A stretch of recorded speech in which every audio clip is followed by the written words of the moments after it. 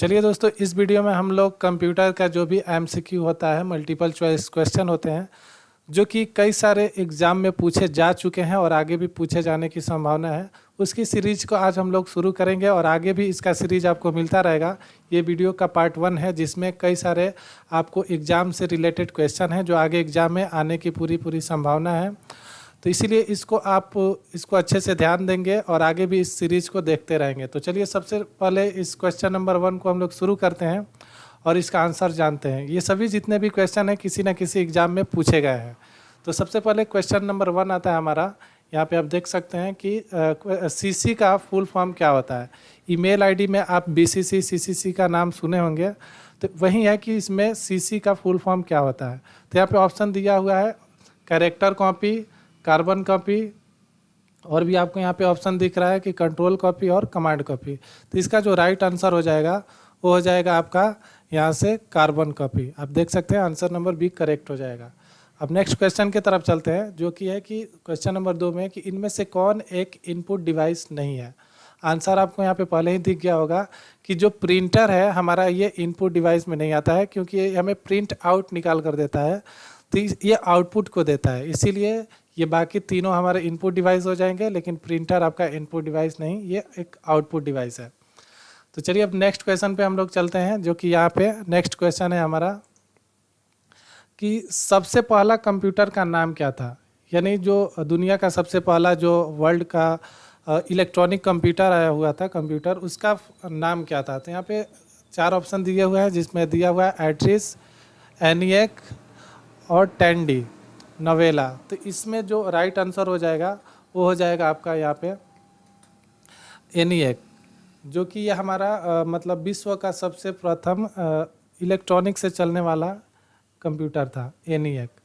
Next question जो आता है यहाँ पे दिया हुआ है कंप्यूटर के क्षेत्र में महान क्रांति कब से आई। आपको ये बताना है कि जो हमारे कंप्यूटर में सबसे ज़्यादा जो महान क्रांति कब आई, कब ये ज़्यादा कंप्यूटर विकास होने लगा, डेवलप करने लगा। तो इसका जो राइट आंसर हो जाएगा हमारा 1960 हो जाएगा। तो आप देख सकते हैं कि ये आंसर नंबर डी इसका करेक्ट आंसर होगा। अब नेक्स्ट क्वेश्चन को हम लोग देखते हैं कि MICR में सी का क्या मतलब होता है। जैसे आपको पता होगा कि MICR क्या होता है, एक इनपुट डिवाइस है जिसका प्रयोग बैंकों में चेक बुक को रीड करने के लिए प्रयोग किया जाता है। ये चेक बुक को रीड करता है। तो इसमें आपको बताना है कि इसके फुल फॉर्म में सी का क्या मतलब होगा। तो यहाँ पे जो 4 ऑप्शन दिए हुए हैं कि कोड, कैरेक्टर, कार्बन और कलर। तो इसका जो राइट आंसर हो जाएगा वो हो जाएगा कैरेक्टर। सी का जो मतलब होता है MICR में कैरेक्टर होता है। इसका पूरा फुल फॉर्म होता है magnetic ink character recognition. Next question को हम लोग देखते हैं। यहाँ पे दिया हुआ है कि कंप्यूटर साक्षरता दिवस कब मनाया जाता है, यानी विश्व कंप्यूटर दिवस को कब मनाया जाता है। तो इसको हम लोग सेलिब्रेट करते हैं 2 दिसंबर को। इसका राइट आंसर डी हो जाएगा।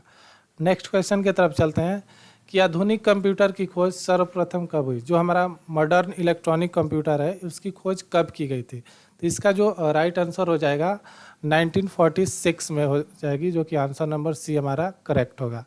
नेक्स्ट क्वेश्चन को देखते हैं, इनमें से कौन सर्च इंजन नहीं है। ये सारे क्वेश्चन दोस्तों एग्जाम में पूछे गए हैं, इसीलिए आपको इसे ध्यान देना है। ये क्वेश्चन बार बार रिपीट होता रहता है। तो आपको बताना है इस चारों ऑप्शन में से कि इनमें से कौन सा है जो कि एक सर्च इंजन का काम नहीं करता है। सर्च इंजन होता है जिस पे हम लोग ऑनलाइन कुछ भी सर्च करते हैं और उसका रिजल्ट लेते हैं। तो यहाँ पे 4 ऑप्शन दिए हुए हैं, गूगल, याहू, बैडू और वोल्फ्राम अल्फ़ा। तो ये तीनों आपका सर्च इंजन में आता है, गूगल, याहू, बैडू। जो वोल्फ्राम अल्फ़ा है ये आपका एक सर्च इंजन नहीं है।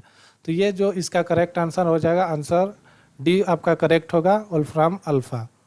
नेक्स्ट क्वेश्चन को देखते हैं कि निम्न में से कौन एक इनपुट इकाई है। कभी आपको इनपुट डिवाइस भी पूछ सकता है और इनपुट इकाई भी पूछ सकता है। तो इसमें पूछा है कौन इनपुट इकाई है। तो एक ही मतलब हुआ कि आपको इनपुट डिवाइस का नाम बताना है। तो माउस भी आपका इनपुट में आता है, कीबोर्ड भी इनपुट में आता है और स्कैनर भी आपका इनपुट में ही आता है। तो इसके अनुसार ये सब इनपुट डिवाइस है। तो इसका जो करेक्ट हो जाएगा वो डी हो जाएगा, इनमें से सभी। नेक्स्ट क्वेश्चन को देखते हैं। जैसे यहाँ पे लिखा हुआ है कि 1 मेगाबाइट यानी 1 MB में कितने बाइट के बराबर होते हैं। 1 MB कितने बाइट के बराबर होते हैं।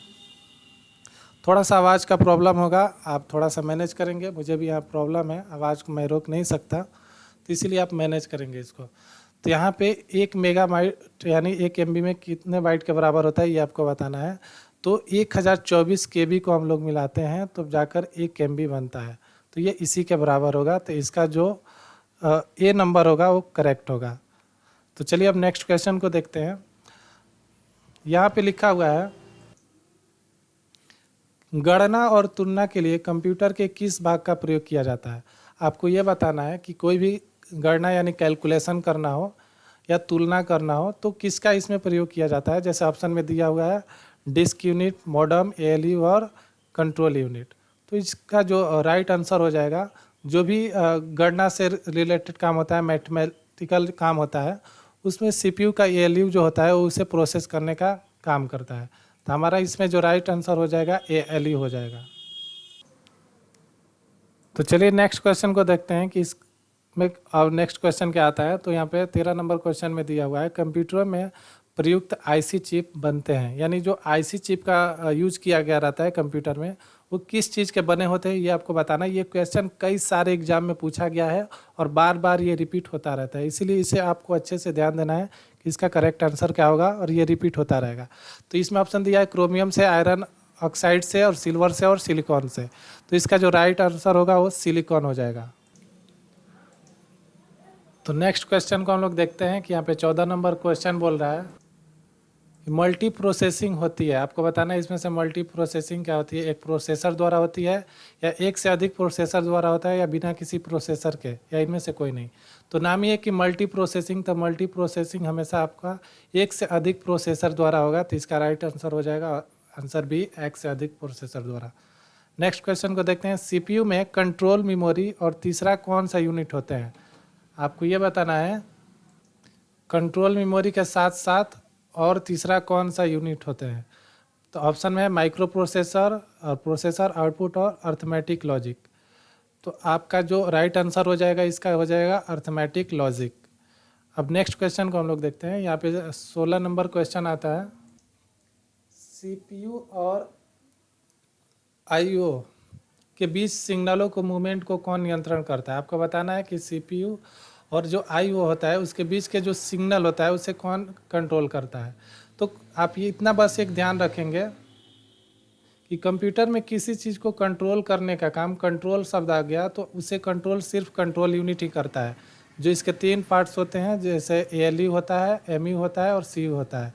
तो CU का मतलब कंट्रोल यूनिट, तो कंट्रोल इसे कंट्रोल यूनिट ही करता है। तो इसका राइट आंसर यही हो जाएगा कंट्रोल यूनिट। नेक्स्ट क्वेश्चन आता है कंप्यूटर के सेंट्रल प्रोसेसिंग यूनिट का फंक्शन है। इसमें बताना है कि सेंट्रल प्रोसेसिंग यूनिट का फंक्शन क्या है। डेटा डिलीट करना, इनवॉइस बनाता है या गणनाएं और प्रोसेसिंग करता है। तो इनमें से कोई नहीं। तो सेंट्रल प्रोसेसिंग है तो ये प्रोसेसिंग का ही काम करेगा। तो ये गणनाएं और प्रोसेसिंग को करता है। तो इसका आंसर हो जाएगा आंसर सी। नेक्स्ट क्वेश्चन को देखते हैं 18 नंबर। निम्न में से कौन सा कंप्यूटर का बेसिक कार्य नहीं है। आपको बताना है कि कंप्यूटर का बेसिक कार्य नहीं है। तो इसमें डेटा को प्रोसेस करने का भी ये काम करता है, टेक्स्ट को स्कैन करने का भी काम नहीं, ये काम नहीं करता है। टेक्स्ट को ये स्कैन नहीं करता है, इनपुट को स्वीकार करता है, डेटा को स्टोर भी करता है। तो ये इसका आंसर हो जाएगा कि जो कंप्यूटर का बेसिक कार्य नहीं होता है ये टेक्स्ट को स्कैन नहीं करता है। तो ये राइट आंसर हो जाएगा। नेक्स्ट क्वेश्चन को हम लोग देखते हैं कि कंप्यूटर में अधिकांश जो प्रोसेसिंग होती है वो किस में होती है। जैसे ऑप्शन में दिया हुआ है मदरबोर्ड, मेमोरी, CPU, रैम। इसमें से किस में अधिकांश प्रोसेसिंग होता है ये आपको बताना है। तो अधिकांश जो प्रोसेसिंग होता है पूरा का पूरा इसमें CPU के द्वारा ही होता है। तो अधिकांश इसी को लेंगे कि इसी में होता है। तो राइट आंसर हो जाएगा CPU। अब क्वेश्चन नंबर 20 आता है जो कि हमारा आखिरी क्वेश्चन है कि ATM क्या होता है। तो ये बिना स्टाफ के नकदी देने का काम करता है। बैंकों के स्टाफ मुक्त युक्त काउंटर होता है। बैंकों की शाखाएं हैं, इनमें से कोई नहीं। तो आपको बताना है इसमें से राइट आंसर क्या होगा। तो ये क्या करता है, बिना स्टाफ के नकदी देने का काम करता है। तो ये इसका करेक्ट आंसर हो जाएगा। नेक्स्ट क्वेश्चन है इसमें से लास्ट कि जो पैकमैन नामक प्रसिद्ध कंप्यूटर किस काम के लिए बनाया गया था। ये 51 आ गया है, यहाँ पे 21 होना चाहिए जो गलती से हो गया था। आपको इसका भी आंसर कर देना है कि पैकमैन नामक जो प्रसिद्ध कंप्यूटर किस काम के लिए बनाया गया था। तो ये खेल से संबंधित था। तो इसका जो राइट आंसर हो जाएगा ये खेल हो जाएगा। ठीक है, फिर नेक्स्ट क्वेश्चन यहाँ पे आता है कि किसने पंच कार्ड का आरंभ किया। ये लास्ट क्वेश्चन है दोस्तों, तो इसका आंसर आपको कमेंट में देना है कि पंच कार्ड का आरंभ किसने किया था। यहाँ पे ऑप्शन दिया है जैकॉर्ड, पावर्स, पास्कल, इनमें से कोई नहीं, तो इसका आंसर आपको कमेंट में करना है। फिर इसका नेक्स्ट सीरीज आपको मिलेगा जिसमें वीडियो क्वेश्चन का लेवल और आगे बढ़ता जाएगा और सीरीज भी मतलब क्वेश्चन का नंबर भी ज़्यादा से ज़्यादा मैं कवर करने की कोशिश करूँगा और ये सारे आपके एग्जाम में काफ़ी हेल्प करेंगे, चाहे SSC, CGL, CPO कोई भी एग्ज़ाम हो। तो इसीलिए आप इस सीरीज़ को देखते रहें। मिलते हैं नेक्स्ट वीडियो में। Thank you.